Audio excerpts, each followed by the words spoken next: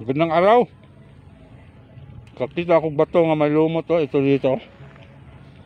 Minsan-minsan lang ito makita. Bato na may lumot. Dito lang ko napulot o dito. Napulot ko diyan.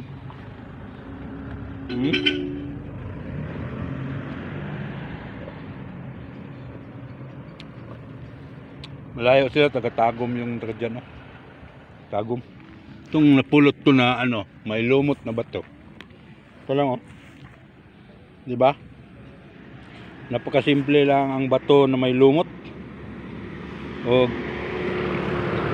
napulot ko lang dito.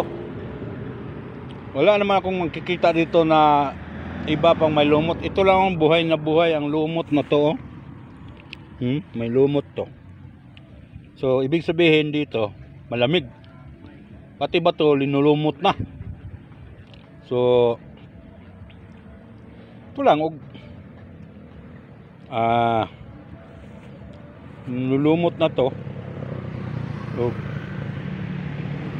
napaka lang ang linulumot na bato. Ito ang nakasintro sa video ko ngayon. May pusti pa dito. Pusti, may kabayo, Boytonyo doon, may kabayo doon. Itong kabayo. Ito ang quarry nila dito, itambak sa mga may mga butas-butas nga daan. O diyan pagkasarap, palayo na, babay na taga-tagom. Ito.